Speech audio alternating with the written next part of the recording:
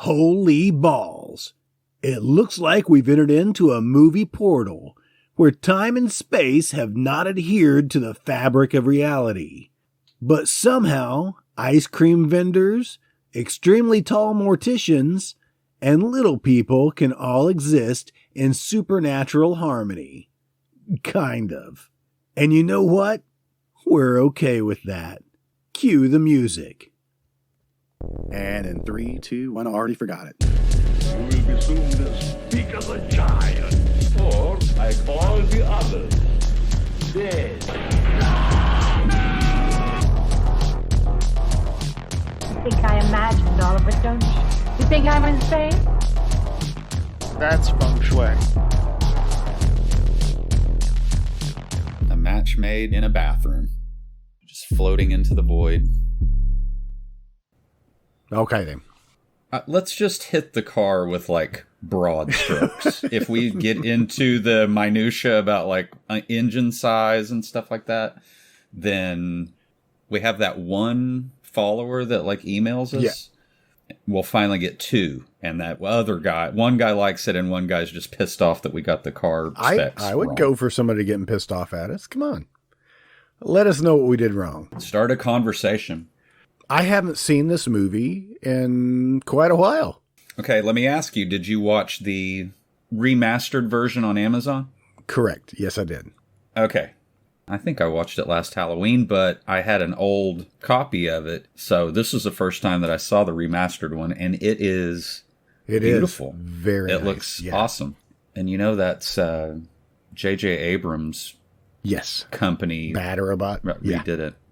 I've got more to say about that later, involving Angus Scrimm. And I almost thought that maybe we should have done a series of movies. I don't necessarily think we could cover all of the films in this series. No. And after 2, it gets a little muddled in the plot line.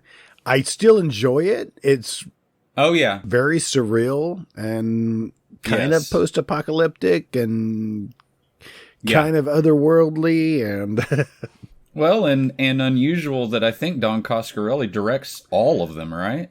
Except for the 5th one. The 5th one. Who does the 5th one? Some fanboy. Oh, okay. Interesting. Which, that just came out just a few years ago. Yeah. And I've probably seen part 2. Gosh, I almost want to say as much, if not more, than this one, just because of the time that it came out, you know? Because it was on TV all the time, and we rented it a lot. It feels like Phantasm 3 really starts like kind of, you know, it's got Michael Baldwin again and Reggie together, and it feels more, you know, that second one was kind of a outlier sort of because, you know, change the main character and then, you know, now you're trying to introduce like, you know, this different, and also they're very complicated. I watched part 2 last night. Yeah. Just because really when you watch Phantasm, you kind of got to watch 1 and 2. Yes. They are sort of a package deal. Yeah. It's because the first one ends on such a cliffhanger. You know, Phantasm 2 immediately picks up where that one left off. So, and it works. Yes. I watched it last night, though, and I felt that it was a little cheesier than I remembered. I've seen it a billion times. I love the movie. And then last night I was like, wow. James LeGros.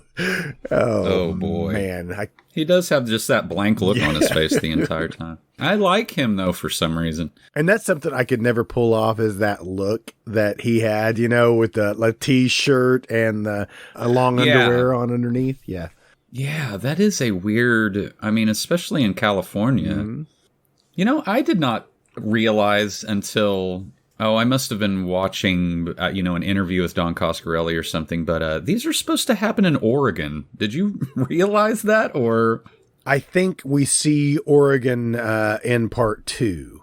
I think they were talking about the town that the girl was trying to go to, Paragon or something like that. Or okay. It wasn't Paragon, but something close. What really works for me in part 2 was it was a road movie. Yeah, sure. And I've always been a fan of a road movie. I was going to ask you that. Yeah. When's the last time we saw a road movie that was actually worthwhile? I mean, you can go into Mad Max Fury Road. I mean, that's a road movie. Yeah. The ultimate road movie. That's probably the last one. But I haven't seen a good road movie in a while. Well, and this is like a buddy road movie, you know. Mad Max is like just vehicular violence, which there's a lot of that in this too, but yeah, just two dudes. They're kind of like a Van Helsing sort of, or like a, vampire hunter type thing where they're just cruising around. And I guess you're led to believe that, Angus or, the tall man. Have we mentioned that we're doing Phantasm? No, we have not said the title once. We've said part 2, part 3, part 4, but we've never said Phantasm. You know what we're talking about. Boy. Hey, that was pretty good. Thank you. I got some bass on my... Your allergies are really helping your Angus Scrim imitation. Okay, you want to say who we are so we can just get it out of the way? Okay, yeah. Hey, welcome to the Moratorium. My name is Tim. Yeah. With me, as always, is... Jason Walker. Jason Walker. I was supposed to introduce you. Why am I talking robotic? I don't know, but that's the least rambling opening that we've ever done. Yeah? Let's just stick with that from now on. Record it, loop it. Loop it. Come on, guys. We're looping it, people. So, yeah, we're talking about Phantasm. Made in 1979. Why don't I just read the Wikipedia description of this? Because once you say it out loud, it's wild. So, is it like 3 pages long? No. It's fairly succinct. It's once you lay out everything, it's pretty simple in theory. Okay. Okay. Read it off. Phantasm is a 1979 American science. Okay, this is their wording. I'm not making stuff up. Is a 1979 American science fantasy horror film. I'd throw a little comedy in there too. Yeah. Just a couple of. I laughed. Yeah. When Mike runs across the cemetery screaming, I laughed. Yes, that is, and that was, I think that was made for a laugh, and it does make me laugh. He kind of spazzes out. Also, is this the first, I don't want to go back, but is this the first movie that I have willingly suggested a movie with little people in it? Maybe so, but we've got a lot to talk about on that too. Yeah. A lot of short shaming, calling him the tall man, and it's like, okay, we get it. But anyway, back to the description.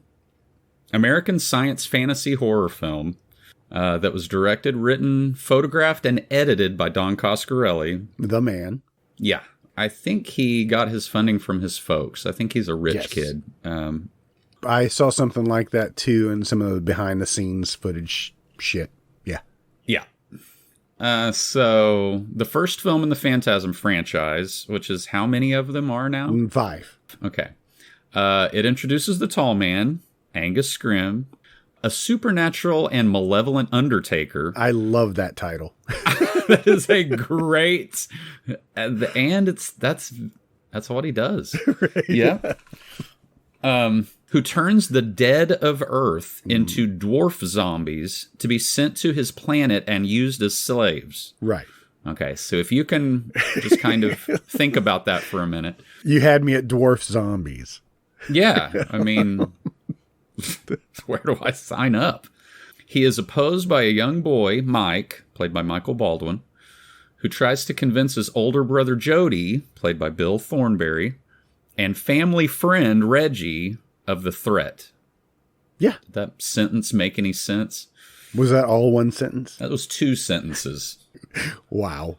And according to some people, this is the longest running horror film franchise. Okay. In that all of the movies follow a kind of linear path, and basically the next one picks up where the first one left off, or the previous one left off. Is that the same way as part 3 and part 4? Yes. Now, I have to admit, I've watched part 3, and I've only watched pieces of Oblivion and Ravager.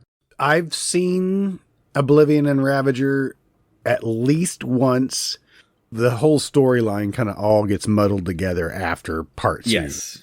Is the gold ball, it's introduced in part 2, right? 2.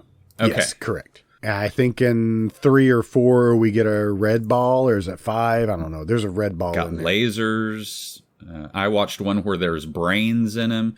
Well, there's lasers in Phantasm too. Is that like where it's like scanning for something in the room? or Yeah, something? yeah. That's pretty cool. And it shoots a mouse or a rat. Right. Yeah. I love that. Yeah, just laser beam explosion.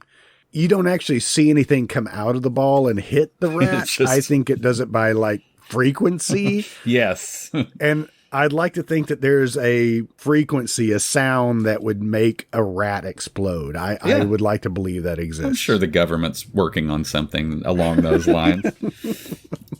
What a brown note is to a human, that just causes mice to just blow the hell up. That's it. The brown note. I just happened to see a note that those original balls were, I realized later on they are called Sentinels. I think in the third one they are.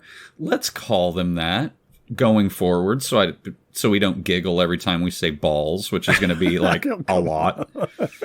I had canned giggles planned for the show every time we. You can still put them in if you want to. That's fun. Just 60s laugh tracks put in every time we say balls. Snort laughing. But yeah, those original balls were created by Sentinels were created by Willard Green, who was a elderly effects designer, and it says he built them for $1,163, and he passed away before Phantasm was released. So that kind of sucks. I watched some extra stuff. There is, you can watch them all on YouTube, I guess, when they came out with part 5. And I think maybe that they were putting a little docu-series at the end of each movie for like the box set. Anyway, they just kind of split it up, gave you little bits after every movie. Cool. You can watch all the segments on YouTube.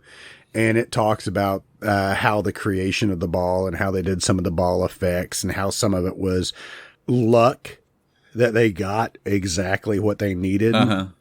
Even after the fact that I think when the ball hits the one guy, the caretaker, in the face, the first time it goes drilling into the face, it was just the angle of the camera was you were almost able to see the caretaker's left eye where the drill was going in. And that was like a happy mistake. Right. It came off awesome. Yeah, that effect looks great. Oh, yeah. I think I've read somewhere that they also like swung some on wires, and I mean they probably did that with like, all of the traveling shots. And I think I read somewhere in the trivia that they had a baseball pitcher that was throwing the ball down the hallway. Right. It'd be cool if Angus threw them at people. Just got a pocket full of. There is a freaking comedy skit that shows Angus Scrim in a baseball really winding outfit. up. Yeah. That's hilarious. I can't remember where I watched that. I must have gotten drunk and watched that. I have no idea where it was. Maybe I got drunk and made it up. I'm not sure. I'm going to say 100% you were drunk and watched that. 100%. And or made it up. I love that first scene. Well, kind of getting ahead of ourselves, but I do love that first ball scene. And that's Sentinel scene. How did I know to make that like declaration at the beginning? Because I knew you were going to be giggling through the entire thing. Especially balls and little people, and this is really a home run for you doing this movie. Yeah, it was. I was like, wow, man. I am in heaven, ball heaven. I'm in 3rd grade all the way. You want to start the movie? Because we can go on. I'm sure we could talk for about 4 hours and still not watch any part of the movie because we love this film so much. We really, really do. I'm not alone. This movie was a hit when it came out. Oh, yeah. I think after a little while, I've got something around here. It made 22 million worldwide, 15 million on opening weekend. So, that's awesome. I don't have written down how much it costs, but It says here on the Wikipedia, it says the budget was $300,000. Yeah, right. Well, I think that's what he initially borrowed from his folks, and then he probably, I can't imagine that that's all that he spent on this. They filmed most of it, from what I was reading, on the weekend. Yes. It took a long time to film this because he was renting the equipment on Friday. Right. And then returning it on Monday so he could get that long weekend. And there are no actors in this movie, except for like Angus Scrimm, I think, because everybody else is, they're entertainment related, but Jody, the guy that plays Jody, he's a professional, musician, but I like that. It seems makes their performances seem a little more realistic, genuine, grounded. Yeah. Did you ever see Kenny and Company? I just watched it this morning. The whole movie? I actually have it paused on on YouTube right now when the kid sneaks the Dirty Magazine over there. It's Michael Baldwin. Gosh, he looks like he's like 10 or 11. It's kind of a Bad News Bears sort of situation. Like, that's what it looked like. I watched the trailer for it, but I've never seen the movie. It made me laugh a couple of times because I couldn't tell you what the overall plot is, but a lot of the first like 30 or 40 minutes is just Michael Baldwin and one of his friends just pulling pranks on people, And okay. I really like Michael Baldwin. It seems like he is a natural actor. I mean, if he's doing this at 11, but yeah, he does seem kind of like a little, what's the guy's name from Bad News Bears who's in... Oh, no, you're talking about Rorschach. Yes, that guy. Yeah. I forgot. That guy. Anyway, he kind of has that vibe, except a little less hateful. Anyway, it was a funny movie. So, but Reggie is also in that as well, right? He plays an art teacher. You got to see him in the trailer for like all of 3 seconds. He has slightly more hair than he does. I mean, like, bare. He still has that kind of just on the sides kind of thing. The girl that you see at the little shop later, what would you call that? Where he goes to get his fortune read? She's in it. Also, like, looking like she's 11 or 12. The psychic grandma. Psychic grandma. Yeah. Gotta have one in every movie. The old psychic grandma trope. Oh my God. Let's start the movie because I have so much to talk about. We open up on Morningside Mortuary. Yes. That shot is just is awesome too. Yeah. I love the look of it. This huge monstrosity of a building, of this mausoleum. That, if you read in the trivia, and I'm sure you already did, is the same building that they did for So I Married an Axe Murderer. Oh, really? I must have missed that. That's where they have their honeymoon. That's where all the beat poets hang out. Oh, okay. Interesting. Yeah. It's very creepy. Oh, yeah. I absolutely love it. But we open up on a sex scene in a cemetery. I got to stop you already. Immediately. We're 1 minute into the film, and we're having sex with this lady, which is the lady in lavender, by the way. Right. That is her character's name. I have the closed captioning on. The very first thing it says after the the fade into the building is person breathing heavily. So, ew. Have you made out in a cemetery before? Yeah, I have. Yeah? Yeah. Okay. I've never had penetrative sex in a cemetery before. Okay. I have never made out in a cemetery. I'm not against it. This cemetery's seeing a lot of action in this movie. Yeah. Yep. Jody and this guy has a name. What is it?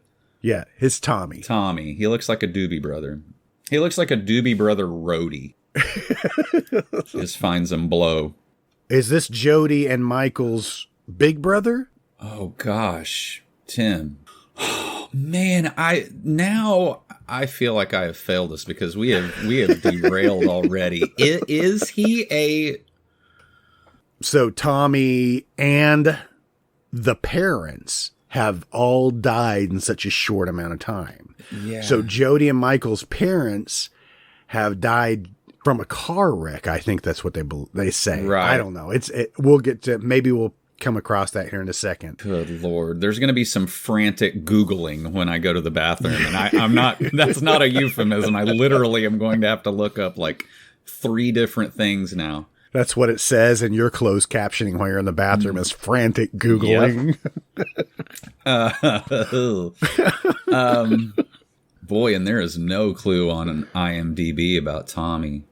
And Reggie says to Jody, just as they show up at the mortuary, it's hard to believe that he killed himself. Right. So by stabbing himself in the heart? In a cemetery while having sex. And just for clarity's sake, the woman in lavender, which I actually have, I've got a couple of things, some trivia about her, but one being she's not pretty. I'm sorry, guys. She's not. That is a body double in her breasts too, by the way. Okay, thank goodness. So that is Angus Scrim. You know, he's having sex with Tommy. And I think that was like an afterthought that they decided to put just that flash of him just to show that I guess the tall man can take on different forms to look, we could talk about this forever. Like, and we're going to. Did Angus Scrim have his head but her boobs for a minute? I mean, I've got some questions about that, but I don't think they're going to be answered here. The shot in the cemetery where they're having sex, by the way, is not the guy who is playing Tommy. That was actually Bill Thornberry. Right. And the woman in, her name's Lester. I think her last name is Lester. Yeah, Kathy Lester. Yeah. So it was them making out behind the tombstone that you could see their legs in the background. Yeah. Because Lester had a problem and I guess she didn't really know the guy who played Tommy. The guy that played Tommy. So, well, and you know, the same thing that the guy who plays Jody, Bill Thornberry, I think in the trivia also states that he uses a butt double when we see his ass in a later scene. Interesting. Yeah. So I want to know, how do I get a credit on a film for a butt double? Butt double? I don't know. You're going to want to do a lot of squats. You're going to want to do a lot of lunges. Consider deadlifting some weight to get your butt up to Hollywood standards. What if there was a guy that was just like kind of ugly and kind of pudgy, but his butt was like immaculate? I'm a professional butt double. He's your go-to butt guy. All right. So, yes, it's hard to believe that he killed himself. What does that mean? I mean, I don't want to get stuck in the first 3 minutes of the movie, but there's a lot to consider. The funeral is about to begin, sir. Jesus. So comforting. Now, when Jody goes into, he leaves Reggie outside, and he goes into the mausoleum. He goes to, I guess, is his dad's crypt? Yes. Yeah, which is Jody Sr. I mean, that is a very 70s name, I feel like. I guess. You don't see a lot of guys named Jody. Nope. Okay, so we're 5 minutes in, and we're seeing dwarves. Dwarf zombies. In broad daylight, in the cemetery, that Mike is riding his motorcycle through the cemetery. I mean, is this... Seems a little disrespectful. Is it? Yeah, he's a kid. I think so, yeah. Kids don't give a shit. He's 14. The actor is 14 during the making of this. That's crazy, because if you read, too, in the trivia, it says that he learned how to drive from the Hemikuda. Yeah. Exactly. He said Bill Thornberry taught him how to drive in the. And to be clear, it's a 71 Barracuda. Yes. Okay. It's not a Hemikuda. Right. They said that they kind of dressed it up and got extra parts to make it look like a Hemikuda because Coscarelli was like obsessed with them. But the one in part 2 is actually a Hemikuda. It's like I don't know what year the one in part 2 is from, but anyway. Just to get that out of the way. But I would love to have one of these cars. It's for sure. Awesome. This movie is a rental for you, right? Would you say? Yes. First time I did not see this at the theater. I was 7 when this came out. Yeah, that would have been a little stretch, but I would love to see this in the theater.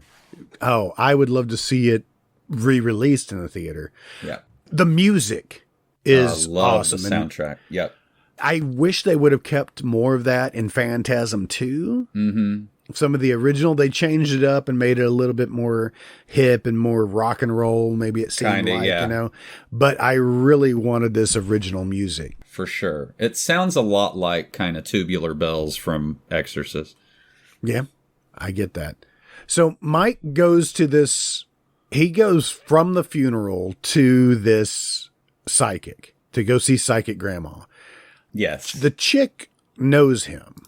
And we should say he's like tailing Michael wherever he goes. I mean, he's tailing Jody wherever he goes, Right. because I think in his mind he thinks folks are dead, friends dead. He's gonna, you know, I don't know why. It seems like he's unnecessarily worried about it because it's just them, you know. And that's why he's going to see this psychic, is because he's afraid that Jody's going to leave him, right? Right.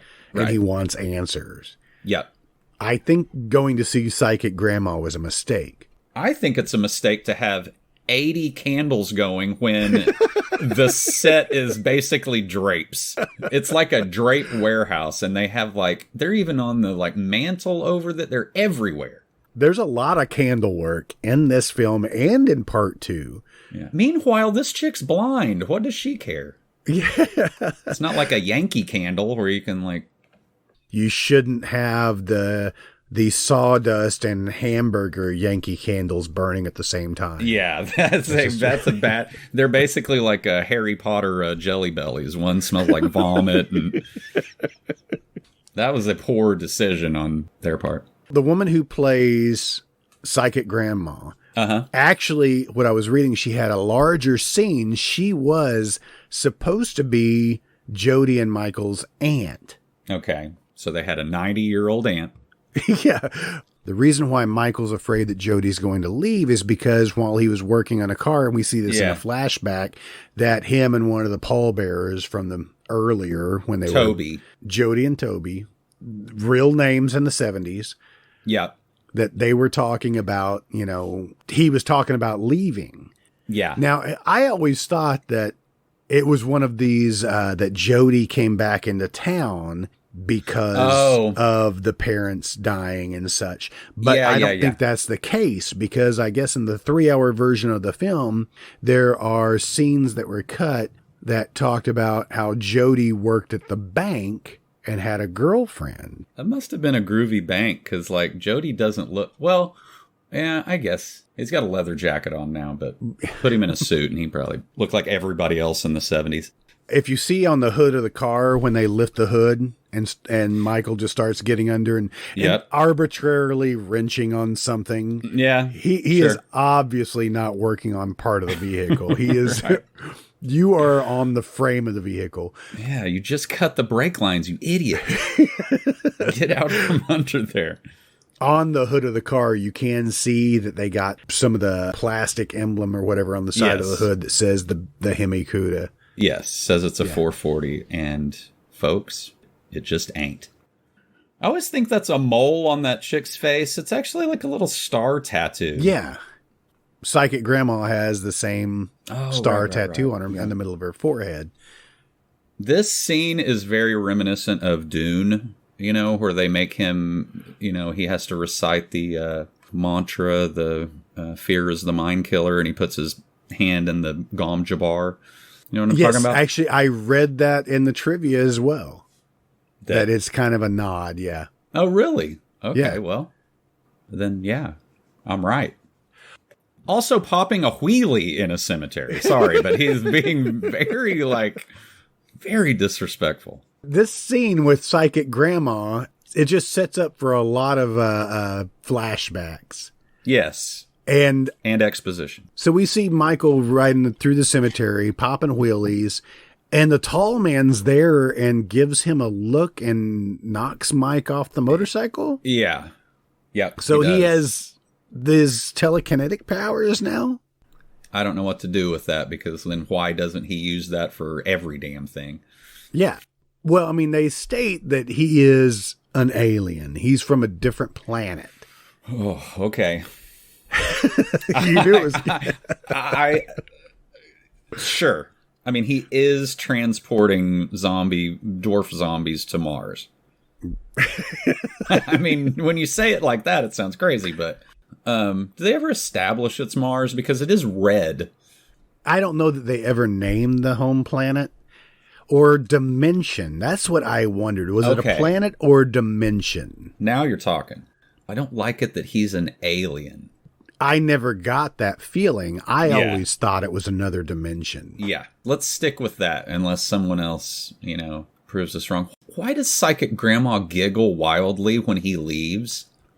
Because they took him. He was a rube. Yeah. They took him for the $3 that he paid for the psychic reading. God. And Michael put his hand in that box, and basically they were just trying to teach him that fear is nothing to fear. Right. Okay. I don't know exactly. Okay. But they were like, we got another one. Yeah. We took his milk money. Exactly. Now go get me some heroin. I assume the grandma is like a heroin addict. Okay. Reggie just pulled up to the curb. So now we're getting somewhere. He had like a guitar holster in the side of the ice cream truck. That's necessary for all 70s ice cream trucks. You're right. You got a side gig. There's a Dos Equis on that amp too. I have some trivia about that. Okay, let's hear it. Actually, it was written in the trivia that I guess that one of the brewing companies was helping sponsor the movie, and one of the producers had, I read, 50 to 100 cases of Dos Equis. Jesus. And it's a running joke that you can count the Dos Equis bottles in the movie. I mean, you can make a drinking game out of it. Every time I see a Dos Equis, you got to take a drink. That's a solid drinking game. Yeah. Well, pause it just for a second. I'll actually read a little bit of this because so we've got Jody playing the guitar on the front porch. Oh, man. Reggie just comes in, grabs his guitar, and just starts joining in. Yep. I think I read that Coscarelli had some lyrics made up for this song. Okay. And Bill Thornberry said, give me a few minutes, and then went off and wrote this little bit and came back and played it. Yeah. I think he goes on record as saying he's embarrassed by this. Oh, really? But I like it. It's groovy. Yeah, it is pretty groovy. Except for the part. But yeah, I think maybe that's what they thought was embarrassing. They would be right. See, now you've got me looking at the inside of the mausoleum, and I'm like, okay, yeah, that is just barely concealed. It kind of looks just like sheetrock with marble wallpaper over it or something. It says that it's plywood and crepe paper, I think. Okay. Cool. Well, they did a really good job. I mean, I've watched it 20 times and have never noticed it, so thanks for ruining the movie for me. All right. You're welcome. Okay. Now, the girl, that's Psychic Grandma's granddaughter, right? Or is it just another blonde girl? I think it's another blonde girl because I don't see a tattoo on that girl's face, right? Right. So this girl out of nowhere just shows up to the mausoleum. We actually see her face? It shows her in a profile, but it's so, I mean, I've just assumed that's what every young girl in the 70s with blonde hair looked like. So they're kind of interchangeable. That scene absolutely goes nowhere, right? Am I wrong? No, she just screams, so you know something bad's happening. So Jody pulls up to this bar. And I think that was another nod. If you see the name of the bar is the Dunes Cantina. Oh my God. If Coscarelli's a Dune fan, that would be... He's a Dune head. I just love him all that much more. I absolutely love this, that Jody drives to this bar. Yeah. And immediately Mike shows up. Has he been chasing after this car? Been running down the street?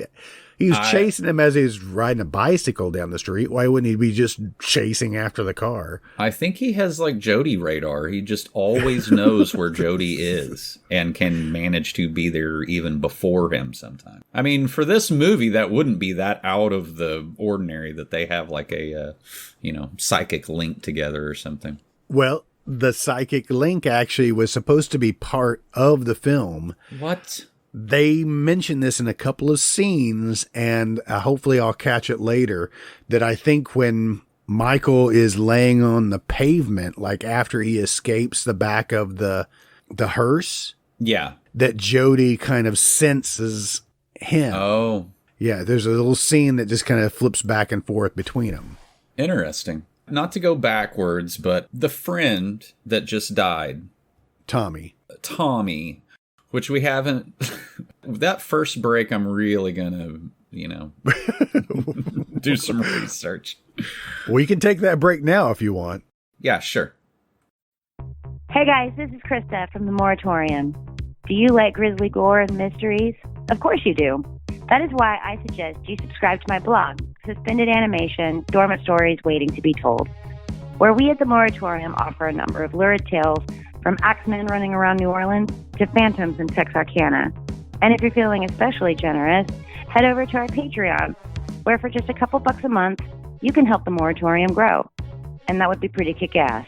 And remember, long live VHS. Okay, so this is the first paragraph Right. of the plot on Wikipedia. Okay, it says, the film begins at Morningside Cemetery, where during sexual intercourse, Tommy is stabbed by the lady in lavender, actually the tall man in another form, so that answers sort of that question. Does he have a vagina? Who knows? On his planet, you can be both. You can be both on this planet. That's fine. No shame, but... Angus Graham with a vagina is just not what I thought of. I mean, now I'm being forced to picture what that would look like, and it's not fun. And it kind of looks like the lady in lavender with Angus Graham's head. Is she? Well, okay. We're done talking about that. No, we're not. At the funeral, Tommy's friends, Jody and Reggie, believe he committed suicide. So he is a friend of the family, according to this. Okay. Gotcha. So I see Tommy's friends. They even have this is kind of, Jody's 13-year-old brother, Mike, secretly observes the funeral and sees the tall man, the Morningside mortician. I like that he has like a serial killer's like Vigo the Carpathian. He's the Morningside mortician. He's like the butcher of Bakersfield or something. He places Tommy's 500-pound casket with seemingly little or no effort back into the hearse. Mm-hmm. Anyway, I like that scene where he just picks it up like it's, And that casket is made out of balsa wood. Yes. And you can see on the top of the casket, it has been damaged. Yeah. Because I guess it kind of fell apart the first time that they tried to pick it up on his own. And you can see that there are ropes on the opposite side so the tall man can grab it. But hey, that doesn't bother me at all. No. None of that bothers me. No. It's awesome. It's a great vision. Yes. What started that entire kind of aside was that I was like, did they find Tommy dead in the cemetery? That's the question. If they found him in the cemetery killed or committed suicide, why the hell would Jody then pick up a girl and then go have sex in the same exact cemetery? Like in the same headstone. It all looks the same. A matter of days from the original incident. Again, I think we're getting hung up on things that we're just not supposed to get hung up on. We're just supposed to, okay. It looked like he committed suicide, but we know different. Can you even, I guess if you held the knife on like a table or something and then just fell on it? A headstone. Anyway, is the bar across the street? Everything seems such in close proximity to each other. Yeah. You can drive your Hemi-Cuda to it. Yeah. I really like this. You've already seen some kind of surreal elements in this.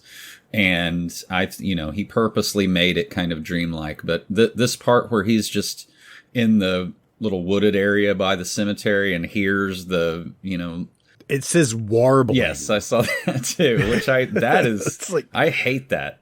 Get the fuck out of there if something's warbling at me. But then that little thing runs at him. That is legit terrifying. Yeah. Very terrifying. But also leads to some comic relief. We get some gratuitous boob shots, which we know now are stunt boobs. Yeah, stunt boobs and a stunt butt for this scene. So Mike is getting off on watching his older brother make out with this girl in the cemetery. That actually does not bother me. I understand that. Getting off seems like... I mean, I guess that probably is in 70s parlance, getting off. That's gross. I love it. So he sees the Jawa, and that's really what they're reminiscent of. They're running towards him. Yeah. Now, in the trivia, it states that these were not midgets. He couldn't get any midgets to be in the film. Okay, they're little kids. So they were using little kids, which is also awesome to think that later they're beating the shit out of these little kids. Endangering them. But around this time, that's cool to do. You know what I mean? We encourage public beating of children. Yep. Kid wants a beer? Give him a beer. Yeah. I think that I read that there was a scene that was cut out of the film where Mike was drinking on the set. He does take a drink out of one of the beers later, whether it had beer in it or water, we'll never know. Well, if there's 100 cases in that dude's garage, then who fucking cares? It's like craft services. I'm like stuffing muffins into my pocket. Stuffing muffins. Anyway, so Mike gets scared by one of these creepy midget Jawas and runs across the cemetery. Jody tracks him down and stops him and says, "Well, what's wrong with you?" And he's like, "I don't know. I saw something that was brown and low to the ground." Yes. That, again, seems like a funk song from the 70s. I love it. Jody says it's probably just a gopher in heat. So there's that to think about. There's a lot of play on this movie being dreamlike. Yes. And I think I read that in Phantasm 2, they took a lot of the dream element out of it and wanted to make it more of a reality type thing. So Michael's in his bedroom asleep, and we have the iconic scene that with the tall man leaning over his bed in the cemetery. And these look like even zombies that come up and grab like him. Night of the Living Dead zombies. You know, like not that zombied out. Their clothes are a little torn. I got to talk about this though. We have Michael is walking down the sidewalk, sucking on a sucker. Yeah. We see a scene of the tall man that's walking by Reggie's ice cream truck as Reggie's opening up the ice cream truck. And there's a lot of speculation on this when the tall man walks by and you see him stop. I always thought it was a look of ecstasy when he was feeling the cold. Me too. But as I was reading, it was supposed to be kind of painful to him because his home planet, quote unquote, I'm doing air quotes. You can't see them. I've been doing air quotes for the last 10 minutes. My fingers are actually getting tired here. Okay. Oh, you got to stop it. Anyway, that the tall man, his planet, or like I like to think of, is a dimension, not a planet. Sure. Is hot. Right. And the gravity is rather strong. And Mike talks about this later too. And that's why he's shrunk down these corpses into the dwarves. Yeah, he has insight on it that I don't know where he got that from, but I don't know either. I think he's guessing. That was supposed to be like pain that was on the tall man's face is because he was feeling the cold. I always interpreted that as that he enjoyed the cold. Being in the mortuary gig, you're around a lot of coolers and stiffs, and I thought he relished it, and I guess that was pain. It looks like he has a boner during that scene. And there is a fine line that Pinhead has taught us between pleasure and pain. Yeah, he could be into that, you know. It does hurt, but he kind of likes it. Is that what you're saying? That's what I'm saying. Okay. Just the flashes of the little people, of the dwarfs that are not dwarfs, as we know. Yes. We have Michael working on underneath the car, and this has probably given me the worst nightmares of my entire life. And this fear of working on a car that's on a jack. Yes, that's never happened to you, has it? No, but this is where that fear stemmed from. Yeah. Michael working underneath the car and the car dropping on him and him being trapped Yeah. is utterly terrifying. Yes. Yeah. I've seen you work on your vehicles, but I mean, I've helped you work on vehicles before, and that is a real fear. Well, maybe because every time I've worked on a car with you, you've jiggled the car when I'm underneath Yeah. it. It's You're fun. Hey, Tim, yeah. Yeah. Feel like getting crushed by a vehicle? I'm just kidding, man. Those, when he hits Jody on the foot, with that ball peen hammer. who stands with both of their shoes directly, both of their feet like Touching each other. Yeah. I think that's just a pair of shoes and they dangled some jeans over them. Jody's shirt, the Rolling Stone shirt that he has there is awesome. I like Michael's jean jacket too. I just wanted to. I've never owned a jean jacket. What? Yeah. We used to put little 22 bullets in the little red Levi's tag on the pocket. Really? So we thought we were cool. Yeah. That was a thing. What did that represent? Don't know. Look it up, people. Google it.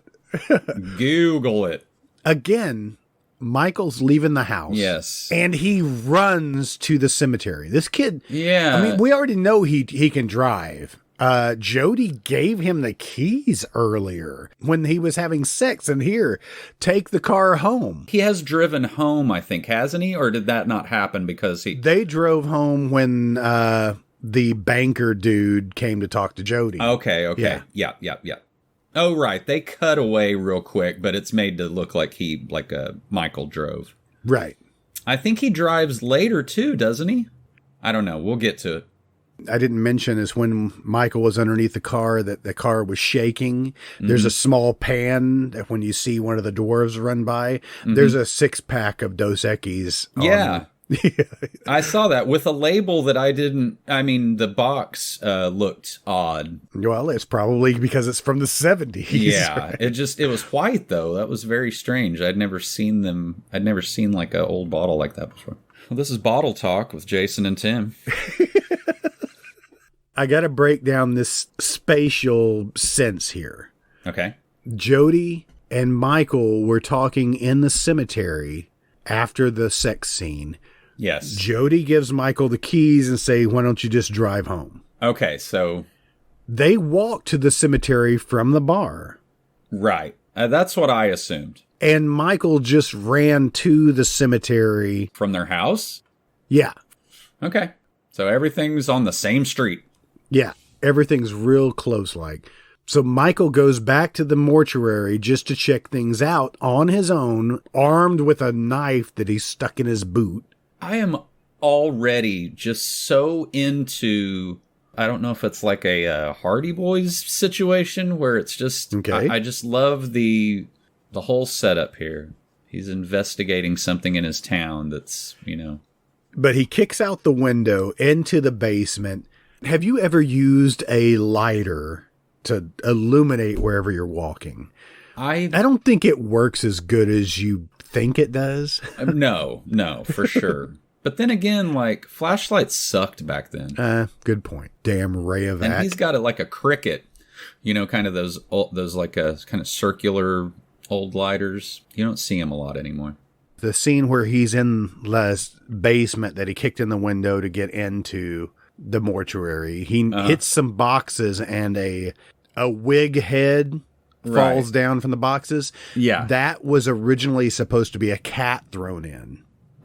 Okay. All right. As we see in a lot of movies. Yeah. I guess they couldn't come up with a cat. Feels like a mannequin head would be way easier to manage that and make more sense. Right. There's just a cat down there like licking a dead person's face, Get that cat out of here. So this is the first appearance of the ball. Not the Sentinel, the ball. Oh, forgot already the rules that I set up. The Sentinel, the OG Sentinel. That first scene of it flying down the hall. Did they ever say if they used the picture take? Yes. That was the picture take. Right. They did it in reverse. So he was behind the camera throwing it. Sure. That makes more sense, probably. They played it in reverse. So one, it has this kind of arch, but it's arched from the backside. So it almost looks like it picks up speed as it comes closer to you. Right. And it's probably more important for them to nail where it ends up rather than where it starts from. Right. So Michael's walking through the mortuary, and that's where the caretaker grabs him from behind. I know you want to talk about this guy's hair. Yeah, I do. He kind of reminds me of Christopher Guest's brother in, what was that movie we did? Sword and the Sorcerer. We argued about that. It's not Christopher Guest, but it's not his brother. It is. We found that out, did we not? We found out that it wasn't true. I love the fact that he's there and he grabs Mike. It's already a creepy situation. We've seen the ball. He grabs Mike from behind. He is struggling to hold this 14-year-old kid. Well, he's plucky. You know, he's got kind of like adrenaline strength, you know. When he bites into his arm, the thick blood that comes out. I've never bitten somebody hard enough to bring blood like that. That's not that I would admit on a podcast, probably. I'm just curious about this kind of caretaker guy because he is odd. He has makeup on his eyes to make it seem like he seems like, you know, when a vampire will have like a human, kind of handler. He almost seems like that because he's not a dwarf, you know, he's not one of those people. But it almost seems like, I mean, he'd have to know that something hinky was going on there. Right. It's unclear whether he's in on it or not. But if he is in on it, then you would think the balls would not be attacking him. You mean the sentinels? You're going to correct me. Come on. Let's just try from now on. I'll try. I will fail. He does have human blood in him. Not like the tall man we see here in a little bit who has yellow blood or French's mustard or whatever you want to call it, but it's supposed to represent embalming fluid. Can we also say that he pisses himself? Which, when I saw this, this is definitely a rental when I was pretty young, you know, I was always like fascinated by that because he somehow like took it up a notch. You know what I mean? Like I don't remember ever. I think I thought that was some more of the yellow blood, maybe. Oh yeah, maybe. In the trivia, it states that the urine is what was giving Coscarelli the X rating. Oh, interesting. On the film is because of the urine, not because of the graphic nature of the film. I think I have read that somewhere too. It's strange. Well, and it also is like those people that decide those things just being not having a standard to go by. It's just somebody was offended by it. So I do want to say that thank you, Jason. Oh, you're welcome. Wait, for what? For creating this podcast, actually, that we can sit and talk about mostly one particular movie for an extended length of time, when really most of our conversations end up talking about movies anyway. We don't necessarily ever spend a significant amount of time just on one particular movie and researching it and talking about it. And I love nerding out with you every week. Well, thank you. I really enjoy it too, Tim. We're very unfocused. I think we both have ADHD. So being grounded to, just have to concentrate on one at a time, one movie at a time. Well, sort of. It's not the easiest thing to do. It's not. I have so much to talk about. I was worried about doing this particular movie with you because I didn't think I was prepared enough. Right. For one, because there's so much to cover. Yes. I was kind of worried in the other way. I was like, okay, what else is there to say about this? We've seen it a billion times. But yeah, there is a lot going on. Michael's being chased down a corridor through the display area where the coffins are, goes into and locks the door where he comes, only to see that the tall man's got his hand trapped in the door. Which is painful because actually that's a good effect because the hand's still moving. Michael raises the knife up and cuts off the fingers. That looks pretty. It really does. I would like to know, it was probably a very simple, like, you know, how they kind of cut a notch out of a machete to make it look like it sunk into your arm. There's probably very easy practical effect, but it does look very cool. They did a good job with it. I love the scene where he sees the tall man at the end of the... you know, they're both standing on in these different corridors, and they both kind of walk towards each other. He says, "Oh shit," you know. Yes. They kind of mimic and mirror each other. So every step that Michael takes, the tall man takes a step forward. And it's a nice little standoff moment. And and even the audience, you're like, "Oh shit. Oh, what's going to happen?" Why doesn't he go the other way? Why is he walking towards him? Right. Get the fuck out of there, kid. Yes. He chops his fingers off, and it looks like honey Dijon? Yeah. What do you think? That little honey mustard, yeah. Yep. Yeah. It's not a spicy mustard. No. God, no. But I even dig the little cheap finger effects. I think look really good. Yes. Now, there is an effect coming up that is very ridiculous. I am paused on the scene right now. Okay, good. I don't understand this to begin with. So Michael cuts the fingers off of the tall man. He grabs one of them and puts it in his pocket. Yeah. I don't know the thinking behind that, or as I'm getting evidence. Well, as proof for Jody. So this is our Nancy Drew type mystery thing that he's going to the mortuary to find proof to Jody that something's fucked up and he needs to believe him. Yeah. Okay. And luckily, I mean, and this scene the scene that you're paused on, that's enough for Jody. I think it's starting to be what I really love is, you know, these two brothers like taking on this evil. I don't think calling the authorities is ever mentioned. You know, let's call the cops. Call the fucking cops. Got a good point there. I don't think I ever realized that. No, it's... So Mike saved the finger, put the tall man's finger in a box, showed it to Jody. Jody looks at it for like 10 seconds, seeing it squiggle around in its Dijon mustard. Slams it shut. Which is the cheap-ass effect. You know, you may have done this when you were in third grade. I'm sure I did. Absolutely did. Every, like, you know, if my mom had like a pair of earrings that had a like box with a top to it, so easy. Cut a hole in it, line it with cotton, and then stick your finger through and put ketchup or Arby's sauce around it. It sells it. I have not thought about that in years, but that is exactly, this movie is where that came from.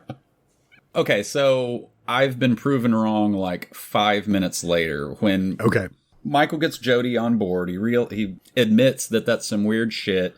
He doesn't know what's going on. He says, "We're going for the sheriff." Okay. So what keeps that from happening is the weirdest... I don't know. I would love to, and maybe you have some insight on this. I would love to know what all of the different like proposals for what this thing actually ends up looking like were. Because they settled on a really, I mean, it fits the movie. It is very weird looking, but it's also very goofy looking. Right. There are 93 entries in trivia for this movie on IMDb. Good Lord. And I have read through every bit of trivia that's on there, the goofs, the spoilers, and I should have taken notes. I mean, I am just going to tell you that I've read this and hope that it's in here somewhere. Okay. One of the girls actually created this thing, and I think it was like Don Coscarelli's family member that made this thing. Okay. Which is kind of reminiscent of in Bubba Hotep, the scarabs. Yes, for sure. It's as silly, and yet I remembered it when younger as a child. I haven't seen this movie in a while, but I remember that feeling when I saw that for the first time was, holy fuck, what is that? Yes.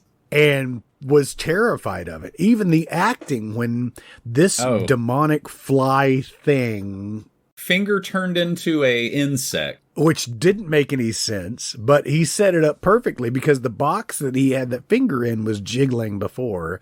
And he goes up there and he's tapping on it like his Mexican jumping beans have stopped moving. Or like a little mouse or something, or a gerbil.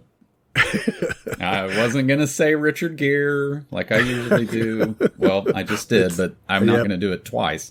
Okay. I like that setup when he takes the little clasp off of the box, opens it up. Yes. And this thing flies out at him. Yes. It is the cheapest effect, but when I was younger, it was creepy as shit. I didn't get the creepy as shit vibe. I got the laughable side. Right. Well, and as a person who's had, long hair off and on, that is a very real phobia, is something getting caught in your hair. That is very creepy. You imagine that, like getting a spider caught in your hair or something? Oh, not fun. I don't recommend it. The acting of when he traps this freaking bug in his jacket going down the hallway. Of course, I'm thinking of Altered States. Yeah, right. Had to have stolen this scene, but his movements were kind of selling it, even though he was like being jerked around by this thing. Yes. Marcel Marceau would be impressed with his mime abilities. I thought this was at night when this happened. Yeah. But no, I guess it's the next morning because Jody found him on the stairwell. He was asleep. Right. Showed him the bug. And it's supposed to be directly after. Because I'm seeing them now as they shove that thing into the garbage disposal. You can see out the window. And Reggie comes in kind of like almost a Kramer type moment. Yeah. Hey, what's going on? Yeah.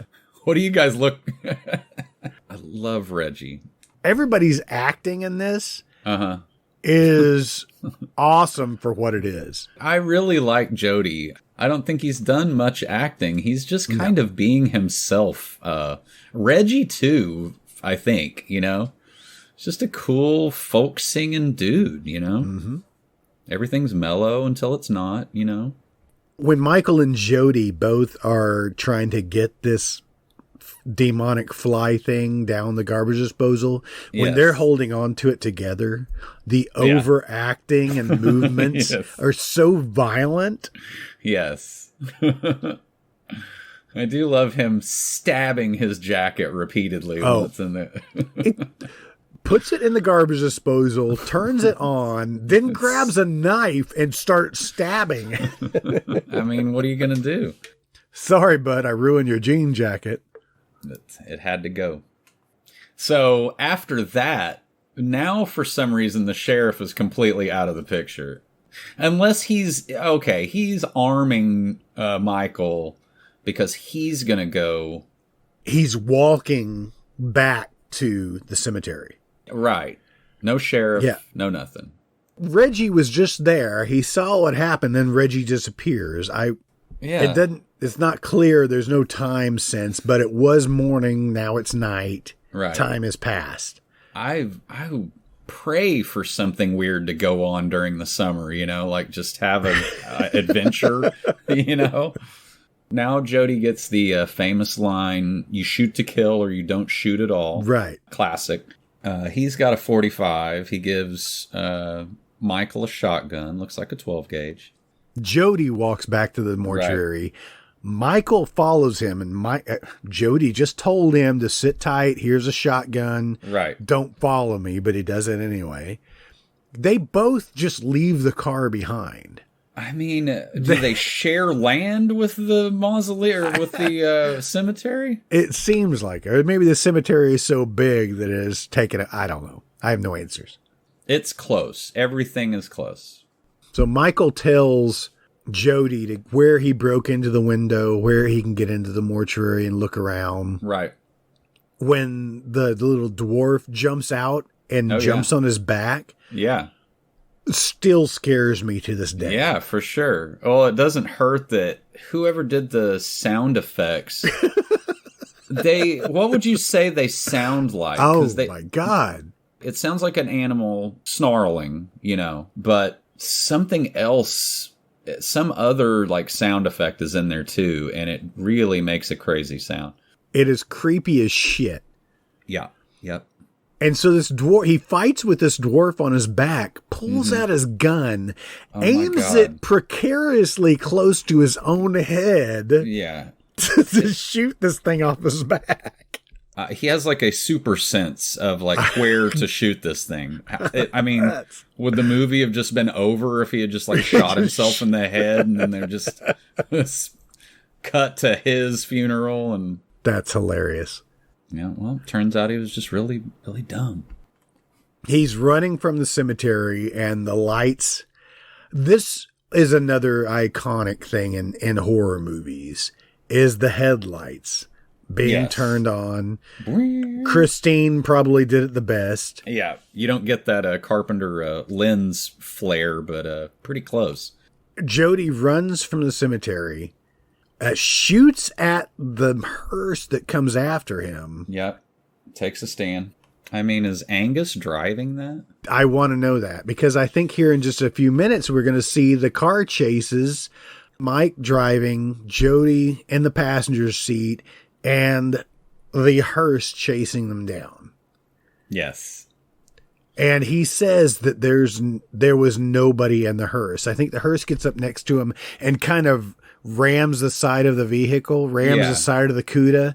Yeah. I cried at that moment, by the way. Oh, yeah. But yeah, there's nobody driving, is what he states. So what the fuck is he shooting at? I don't know. But he does pop out the sunroof of the car with the shotgun and shoots at the car. Yes. I love that. Oh, yeah. You gotta. I've actually written that same kind of scene into one of my screenplays at one point. Yeah. And inadvertently. Right. You weren't purposely copying Phantasm. Right. Here's another case in point. I was watching Phantasm 2 with my wife last night, right? Mm-hmm. Reggie wears a ball cap that says Boogie Down. All right. And for the longest time, I was using TC Boogie Down as a lot of my shit. Just layers and layers. Inadvertently, I was copying Phantasm the entire time. Yep. Subconsciously. I mean, if you're going to steal from a movie, this is a good one to steal from. They shoot out the hearse. The hearse rams into a tree, and they turn around and come check it out. And they grab the dwarf that's in... He's in the driver's seat, been impaled by a tree or such, right? Right. They kind of unhood him and say that this was Tommy. Yeah. Do you get a flash of his face? Yeah, okay. It's a dwarf Tommy with the beard. They give you flashes from the funeral too to help sell it that they think it's Tommy. I think it's a flash from when he's getting laid in the cemetery. Camera's like looking up his nose, kind of. Because these two are definitely reminiscing about the time that they both were in the cemetery watching their friend Tommy get it laid. Yeah. Anyway, this is Tommy and dwarf. So his head is the same shape and size. It's just his body that got smaller. So Reggie shows up out of nowhere to help these guys. Oh, no. They went to a payphone. Yeah. I'm sorry. Yeah, they went to a payphone. They called Reggie. Reggie shows up and they put the dwarf Tommy in the back of his freaking ice cream truck. Yes. Turns out that's a handy truck to be driving, I think. I guess. And he tells Reggie, bring your truck. Reggie's like, it's my only source of transportation. So, yes, I'm bringing the ice cream. That's his outfit. If my mom saw a ice cream man when I was a kid that looked like Reggie, she would have called the cops immediately. He looks at least like you could probably buy a bag of grass or something for him. A grass. Way to use 70s terms there. Yes. Very nice. Thank you. They called it grass back then. You want to blow some grass? I don't remember what I was watching the other day, but they were talking about like those PSAs where they would just like make up, like disco biscuits or, whatever. Nobody calls it that shit. Only the cops do. Disco biscuits? I don't know. I think that's, I don't know. Like Benny's, Red Screamers, just like made up drug names. It's like nobody calls them that. I read this in the trivia, and you notice that we've seen this same setting many times over with Reggie and Michael and Jody all by the fireplace. Yeah. And that there were some scenes that said they had to use that Reggie and Michael would have had tin foil on their backs to help them protect from this fire because they were in front of this raging fireplace for long. The way they had to frame the shot, it was like, they wanted the fire in there, but they couldn't get them all. So get as close as you can to the fire. That's funny. I just watched that, and Michael looks very uncomfortable sitting right next to that thing. Can you make the fire a little smaller? No. Okay. I got it. Yeah. Did we have to just get a roaring blaze going in there? It's the middle of summer in California. I love that scene. Now they've got somebody else involved in it, and they're really like making a plan. They give Jody the best lines ever as he's just getting fired up for this. Yep. Reggie too. He's really fucking into it. He's like, let's go kick the shit out of Angus Scrim.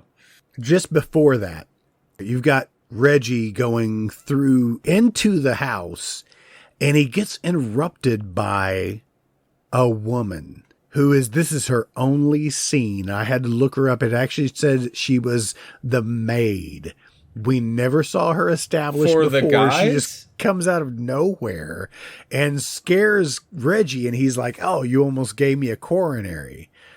Oh, yeah, okay. She shows up out of nowhere. Yeah, how weird. Yeah, okay. I mean, that is a nice house. Do you think maybe their parents were, wealthy or something? Or maybe. Okay. Yeah, that is the only time you see that maid. She just pops in, pops out. Very interesting. And maybe this is what I was getting confused because of way back in the day, because they take Michael to an antique store. I guess they know a couple of girls that can take care of Mike while Reggie and Jody are going to go get the tall man. And are those girls just like, they're just chicks that Jody knows? I assume. Now, I don't know. Okay. Because they're about Jody's age, they seem. Yeah. But they're just, this antique store is pretty cool. Oh man, that girl has that Farrah Fawcett like. That looks like almost the same girl that was in the mortuary at the beginning. That's why this is confusing. Every girl in California is blonde and looks the same. And may or may not have a star tattoo on her cheek. Yeah. May or may not be puppeted by a 6'7" alien from Mars or wherever. That little, like, I mean, it is almost the exact same scene from like It. Where Bill or whoever picks up something and the picture starts moving. Okay, yeah. Was that a real thing, or is he hallucinating? Or because here's where the movie really starts becoming like surreal, and I mean it already was, but like he sees that like sepia tone picture of the tall man from like the 1800s or something, and tells the two almost identical girls that he needs to go home. Yes, take me home now. Yeah, and then they find Reggie's. Which that was confusing. So Reggie dropped him off at the antique shop and drove off. Right. And something happened to Reggie we don't know. Right. We just find his ice cream truck face the wrong direction. Backlit somehow. Well, he does have a light on the back, but that wouldn't create that light. He does. Let's not nitpick. They picked on this in the trivia and such, that Michael went over to the underside of Reggie's truck to look into Reggie's truck. Right. When Reggie's truck didn't have a roof and he could have just gone around to the other side. Now, wait a minute. It didn't? No, it doesn't have a roof. Well, also, continuity-wise or whatever, he had a dwarf in the refrigerator part. Mm-hmm. Michael walks up to it. The padlock is broken, but it's still attached to the lock. But it's just kind of sitting on top, though. Yeah, you see where, when he pulls it down, you see where the actual padlock would go in. Okay. When little dwarf Tommy broke out of the ice cream truck, leaving his handprint on a gallon of ice cream, I guess? Yeah, and a gallon of yellow blood, too. He closed the door on the ice cream truck and put the broken lock on top. He may be a dwarf zombie slave, but he's cunning. He wanted to throw him off his trail. After Mike checks the ice cream truck, he goes back to the car where the girls are and says, "We got to get the fuck out of here." Mm-hmm. And they just kind of hesitate of what's going on when little dwarves show up on the side of the car and she doesn't lock the door. Yeah, that's... I'm on a dark road in the middle of the night. Yeah, I'm a 19-year-old girl. Seems like they should be freaking out already. Yeah. They probably smoke some weed. Yeah. Their reaction time is a lot less. Reefer. Yeah, Reefer, Michoacan. I'm just using all Cheech and Chong names for weed. Stick. I don't know. That's good. I think they used. Okay, so now we're getting into like the kind of Mythbusters section of the movie. I don't think a screwdriver just shoved in between a like door jamb and a door would... I've always questioned that because it looks like it's the opposite way of where it should be shoved. Yes. To keep the door from going. Yeah. Right. To keep someone from coming into your room, maybe it would work. Right. Let me back up just a moment here when the girls get attacked in the VW bug. Yeah. And the car takes off. Michael gets shoved out the back window. Yeah. And lands on the street. Is the dwarf driving? The car takes off. I assume the dwarf is driving. But this little scene where we see Michael laying on the pavement and flipping back to Jody sitting in the chair in the living room, that is that mental connection that I was telling you about. Right. So that telepathic connection that has between the family. Yeah. Okay. Which, okay. That works. That's a thing. He didn't seem so concerned that he was still sitting in the damn chair when Michael finally showed up at the house. Though. I was just assaulted by dwarves, and you knew about it. When that bug pulls off, when that VW bug pulls off, do you think one dwarf was working the pedals and one dwarf was steering? Because I want to see that. I would pay to see that. Yeah. So Michael's trapped in his room by Stanley brand screwdrivers shoved in the door. Yeah, it did not look like a very cheap screwdriver. And this is one of the most controversial scenes. I think that's always bothered me. Yes. Go ahead and break it down. Michael's he's just kind of, playing these events over in his head while he's fumbling around with a shotgun shell. Yep, just had a random shotgun shell in his pocket. Yeah. And he happens to have a hammer and some masking tape. Not even masking tape. It's, what do you call that clear tape? Scotch tape. So he MacGyver's a little gadget, which is just a hammer gun, like a hammer shotgun. Yeah. The problem with this is a lot. That's not how shotgun shells work. The barrel is what focuses all of the, the shot. Right. So it's just an IED, handheld IED. Which, granted, the way he swung that hammer, maybe it would do some damage to the door. Also, he immediately falls over when that happens, which is funny. He's completely unhurt, when it flips back to him a second later. We hope. Yeah. Well, you don't see him bleeding or anything.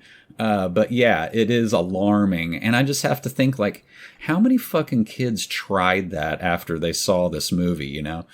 It seems like something I would do. I was tempted at one time to try this. Yes. Yeah. I've never done it, but it does seem like something I would do. I did burn my shed down when I was like 10 years old, so. Oh, yeah. From what? Well, I was a bit of a pyromaniac. Look, let's not get into it right now, but. Also, Jody leaves the cult because Michael comes down the stairs and the 45 is on the mantle. Okay. Which seems like an oversight on. Maybe he just grabbed the shotgun and he was like, this ought to. I mean. I don't know.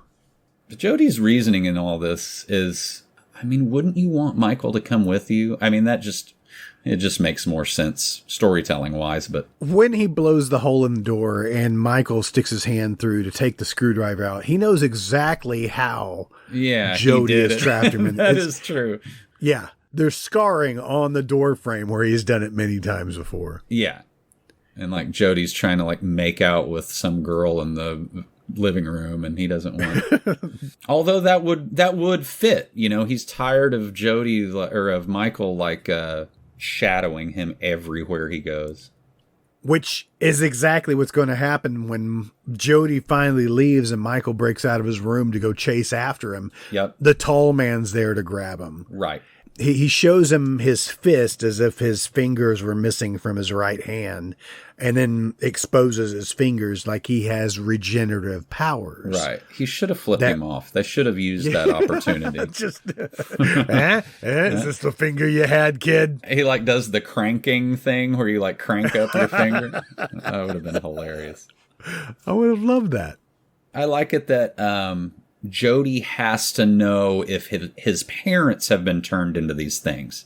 Oh, yeah. He immediately goes to his dad's casket. That is bugging him that he does not want that to be true.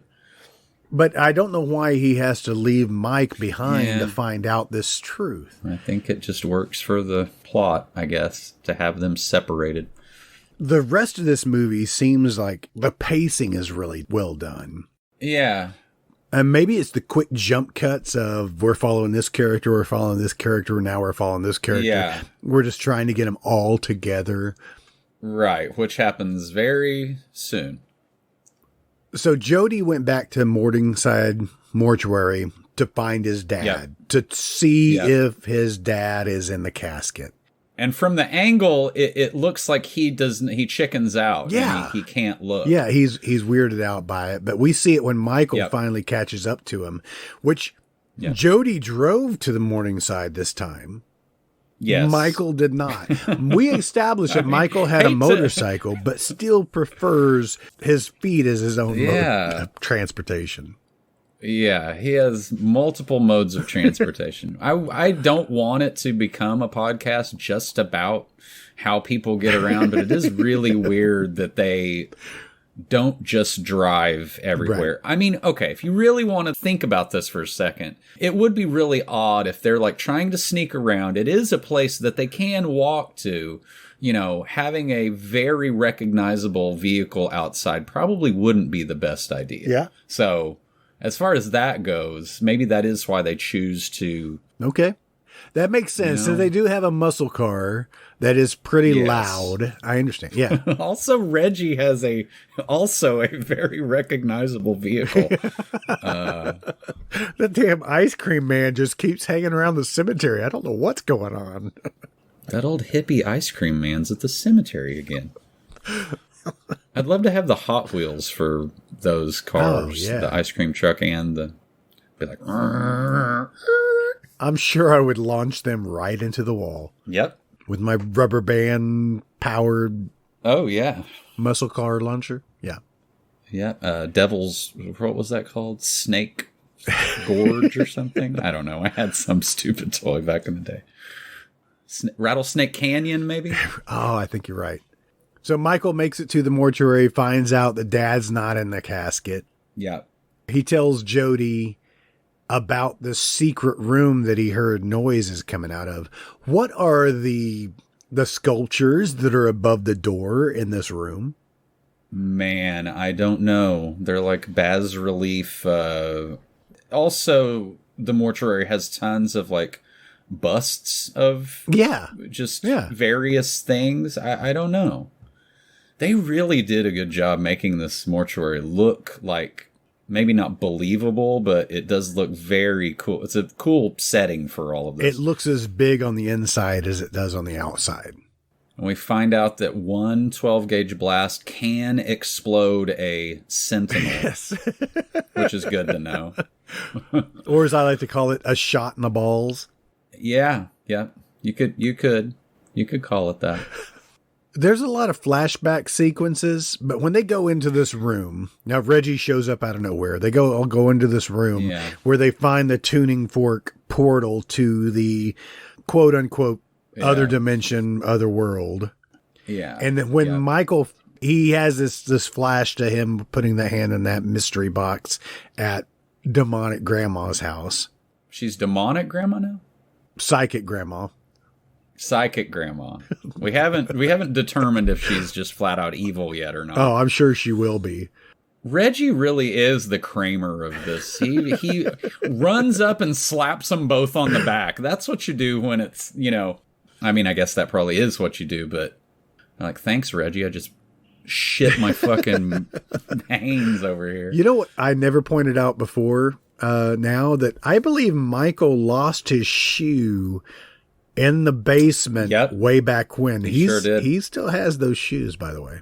Weird, yeah. He must have grabbed his other Adidas at some point. He got Jody to pick it up when he was down there getting attacked by the dwarf. Yeah.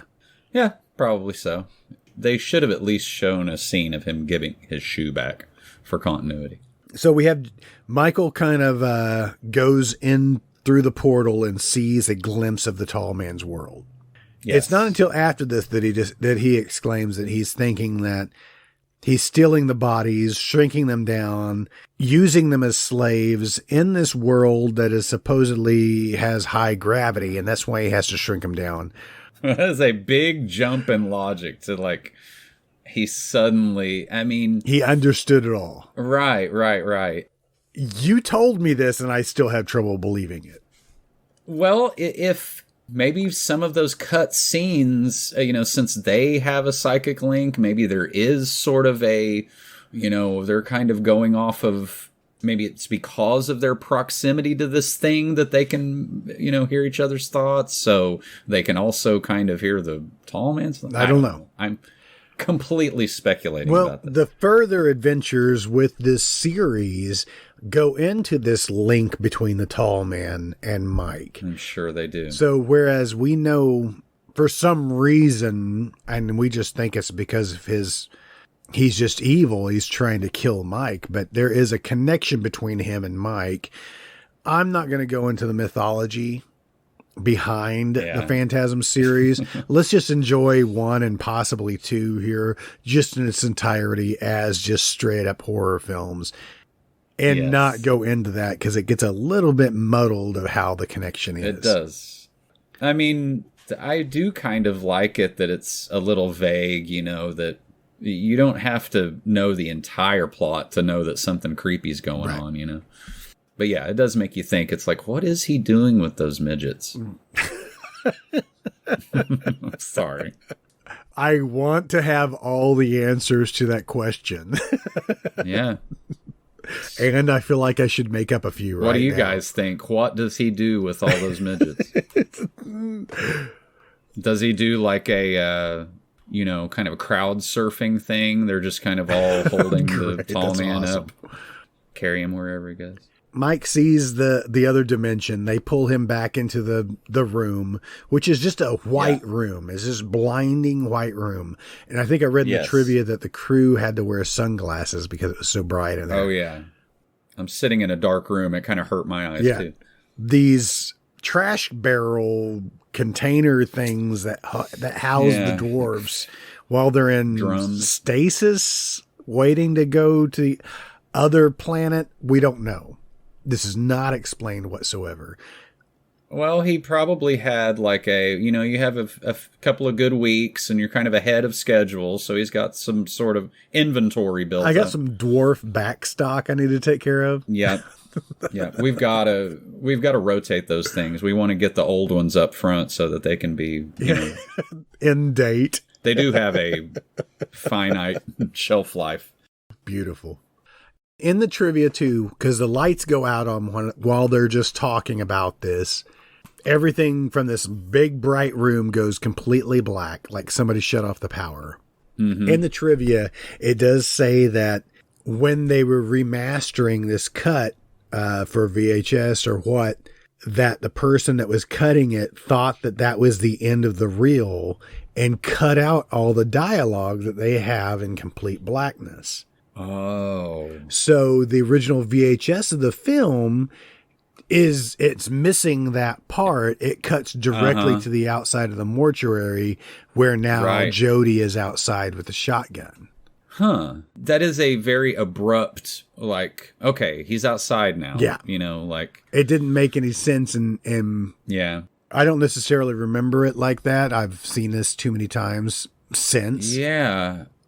All I remember is that Reggie is left in there by himself and he triggers the, you know, it's almost like he turned, like on Spaceballs, they've gone from suck to blow or something, you know?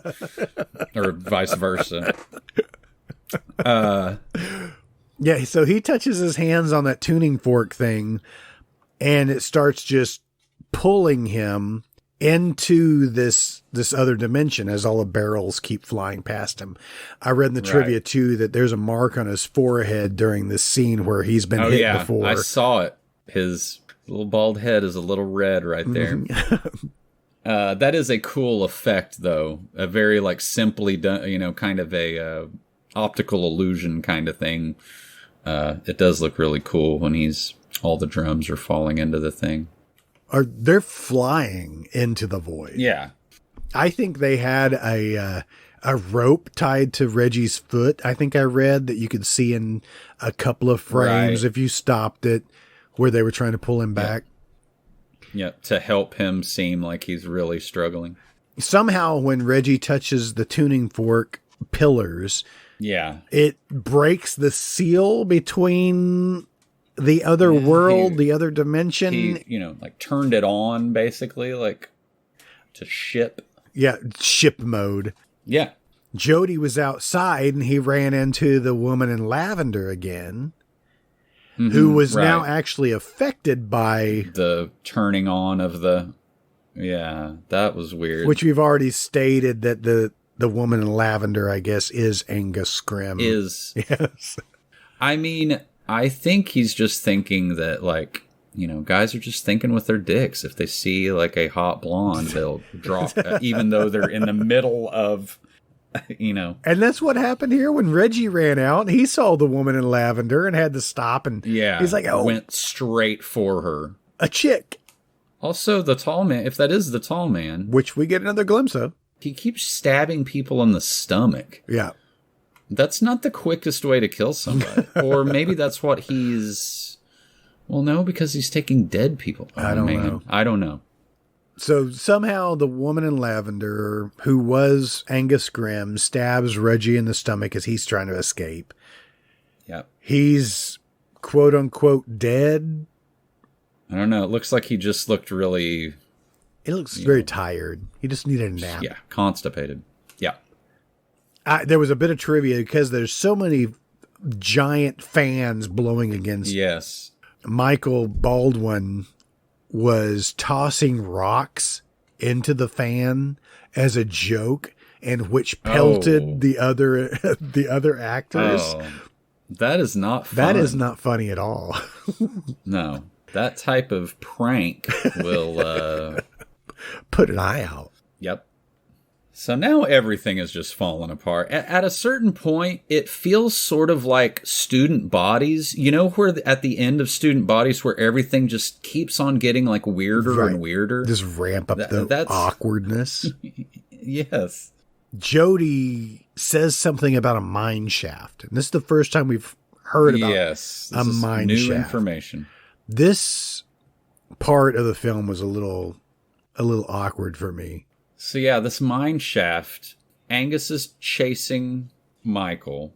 Well, he's doing the bad guy slow walk, catching up with Michael, who is just running down the street, who gets distracted by a couple of graves that pop up out of the ground. Oh, yeah.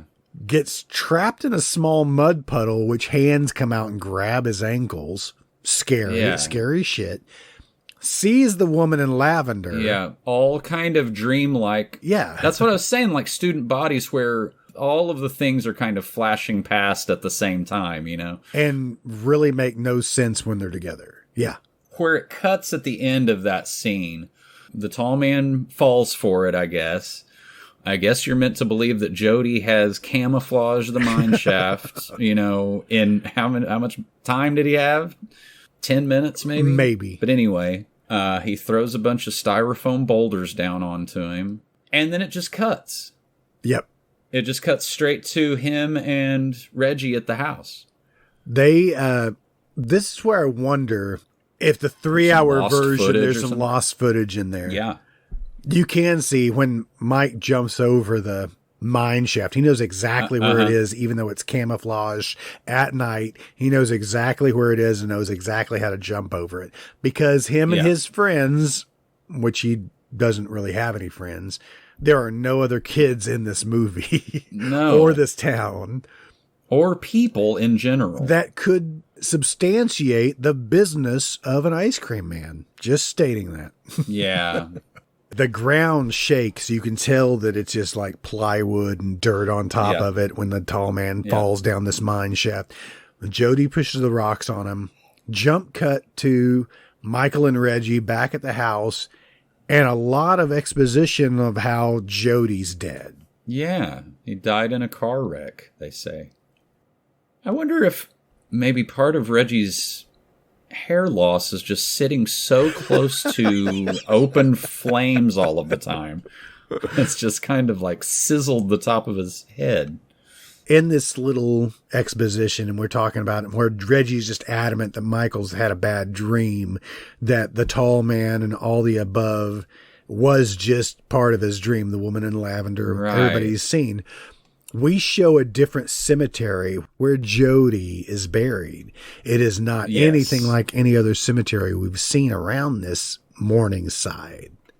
No. I mean, just kind of a little, nitpicky thing, but Michael's hair is different. It's different, yes. Angus Scrimm's hair is different. Mm-hmm. So I wonder how much time passed between like filming the end of it but I bet there are some alternate, before they settled on that, because it fits with the rest of the movie a little bit, that it is kind of abrupt and unsettling and, dreamlike. They really do pull it's like Nightmare on Elm Street, where you never are really sure what's really happening. And you're right. I dig it. Of course, they've got to leave it open at the end, Can't have a happy ending. I do love that he goes up to his room. Reggie says, go up and get your stuff, and we're getting the fuck out of here. Mm-hmm. That doesn't look like his bedroom. Yeah, and I think you are meant to think that is Reggie's house, and that maybe Michael has been staying with Reggie since Jody died. That has to be. I mean, they've got a fireplace, which confuses you because that's exactly where the fireplace was in the other house. Good point. But he walks upstairs. I was just noticing the door to Michael's bedroom, or where his stuff is. The door is opposite. It's not the same. It's on the opposite hinge. If you look on the nightstand, so Michael looks at his bag of stuff, which looks like it's already still just been packed. So if he's staying with Reggie, that makes sense. There is a prescription bottle under the lamp. Yeah, I saw that. Like crazy pills, maybe? Or? Crazy pills. So Michael's having a hard time with reality since his brother was killed in a car accident, and has had nightmares of this tall man and all the above. I mean, yes, it could also be that, It made me laugh when he picked up that picture. Jody is laying in bed with like a Stratocaster, but he also has like a poodle. Yep. There's a poodle in there. And a Dos Equis. There's a Dos Equis right next. I'm pretty sure that Dos Equis belong to the poodle. Yeah, I think it's like the jerk. He's like, okay, I got my poodle, and I got my Dos Equis. That's all I need. That's all I need. He closes the door. It looks like the tall man's pinned up by his whitey tighties that somebody has pulled a prank on him in third grade. Stuck to the wall. But they do that weird, like, under lighting, like you're going to tell a scary story when you're camping. There's some monster hands that, like, crash through his mirror. Do you think that was one dwarf standing on the shoulders of another dwarf? Because otherwise they'd be grabbing, like, his waist or something. Or, you know what I mean? Get on my shoulders, dangle your dwarf balls on my forehead.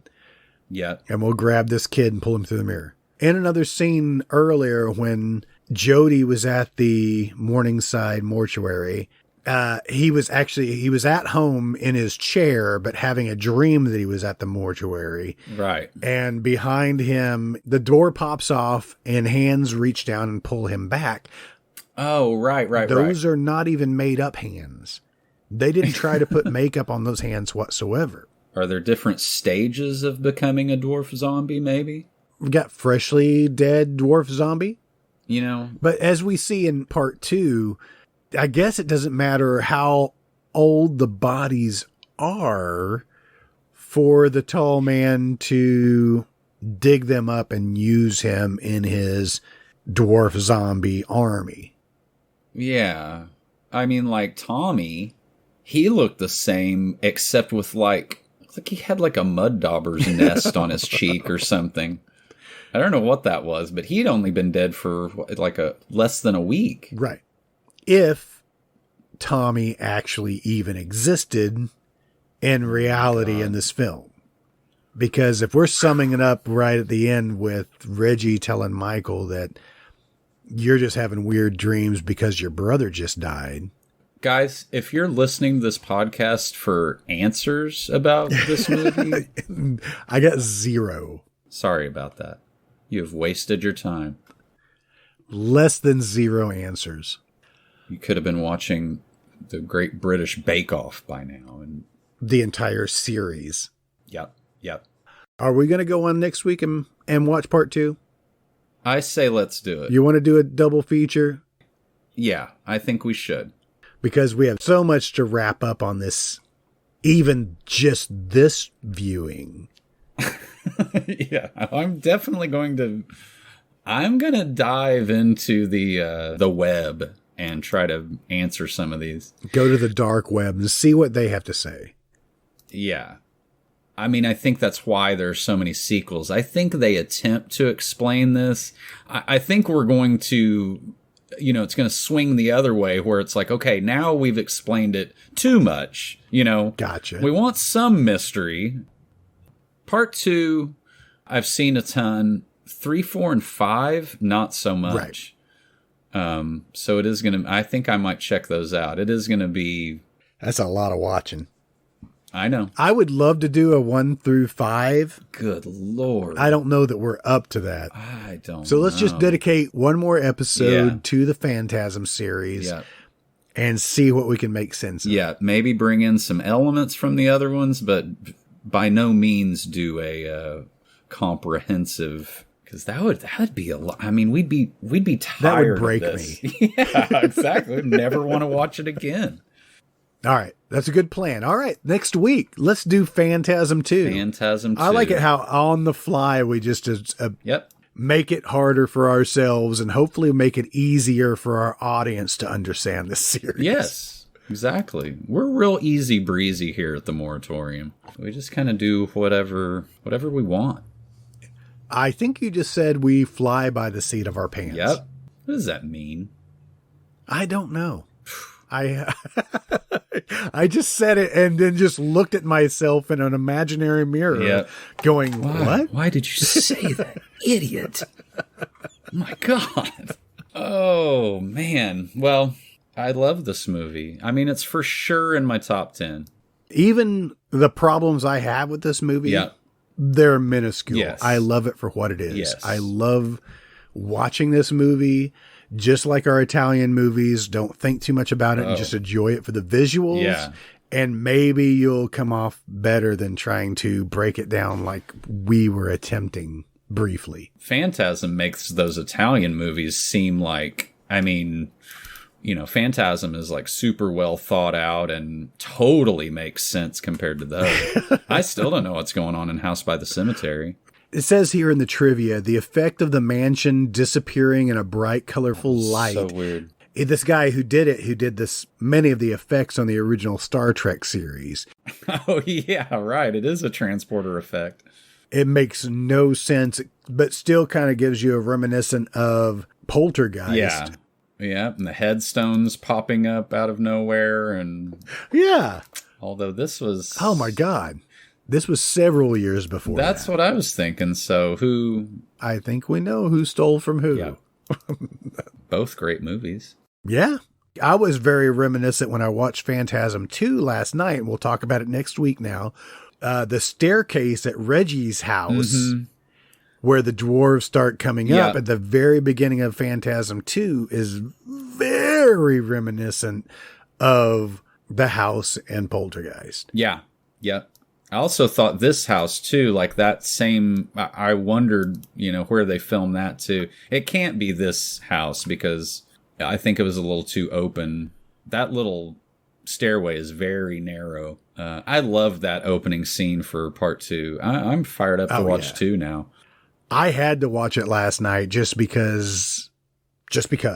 After watching both of these movies back to back like that, I think I appreciate part 1 better than part 2 now. I've always held part 2 as high regards of horror, and I will, but I think Phantasm, the original Phantasm, is a little higher on my favorites list than Phantasm 2. Oh, for sure. It's almost like Coscarelli took some notes on, you know, what the audience reacted to, because I love, you know, a big part of this is that it's a couple of guys just kind of facing this thing by themselves, and they have a little, I'm sure there's a term for it, but one of those little montages of getting weapons and all that stuff. And Phantasm 2 has one of the best, you know, weapon making scenes of all time. Deserving of a hard rock music montage. Yeah. And it didn't necessarily get it. No. It needs like Oingo Boingo or something. Or, yeah. You know, whatever that put one foot in front of the other from Revenge of the Nerds. What is that song? Oh. Don't know. I'll have the answer next week. Next week. Good segue. All right. Well, let's wrap this bitch up, Jason. All righty. Why don't you tell everybody where they can find us? Just go to themoratorium.com. That's it. You mouth-breathing morons. Oh, I'm sorry. Cut that part out. I'm sorry. That was way too much. At themoratorium.com, you can find everything you need to know about our show. Everything. There are links to movies. You can find our YouTube channel, which I have links up there in our playlists of just music from different movies that we've covered. I love that. Lots of fun shit. I posted on our website also that documentary that I was telling you about that was called Blood and Flesh, the real life and ghastly death of Al Adamson. Oh, okay. Yeah. Great. Please check us out on social media. You can find the Moratorium group is growing. We have Twitter. We have Instagram. And what else we got, Jason? LinkedIn. That's it, isn't it? Second Life. I don't know what any of these things are. I've just heard about them. You're not big into Second Life? No. I now have pictures up on our website and our Patreon page. You can see our exclusives from our Patreon. That's right. We do have a Patreon. If you want to help us support this show and grow it to be what it could be, that we could actually cover all 5 Phantasm movies in a day and break our minds. If only we were funded for that. Yep. For $1 a month, you can help support our show. But if you give us $3 a month, I'm going to start throwing you some extras. For $3 a month, you can get the director's cuts of our movie episodes straight to your ear holes. Yeah. That's like 2 bags of Cheetos worth of I mean, just, you needed to lose a couple of pounds anyway. Just give it to us instead. Right? Is that what you were? I don't know. Sure, that's exactly where I was headed. You know, when you put it into terms like that, snack terms, people understand it better. And if you'd like to throw some more Cheetos our way, perfect. You'll definitely get some extra stuff. Like I have the Moratorium VHS night lights. I've got stickers. I've got bumper stickers. I've got membership cards, T-shirts. And if you want to be an executive producer of the Moratorium, I will make you a horsehead bookend. Man. As if we haven't mentioned student bodies enough in this show. If you had asked me, would student bodies come up during Phantasm, I would have said no, I think. I think it's come up at least 4 or 5 times. Yeah, at least. I will handcraft you a horsehead bookend. Jason and I and the rest of the crew will sign it. If you are interested in being a executive producer on this podcast. Man, we need an executive producer. We need somebody. We need a secretary. Oh, yeah. What other openings do we have here? Janitor. Yeah, somebody to read the minutes back from the last meeting. That's it. Treasurer. We would have to have money coming in to actually need a treasurer. First things right? first. The first few dollars we get, we're going to hire a treasurer. All right, Jason, is there anything else you want to add? Nope. I think we did it. All right, we did something. Let's shut it down. Okay. Bye, guys. Night-night.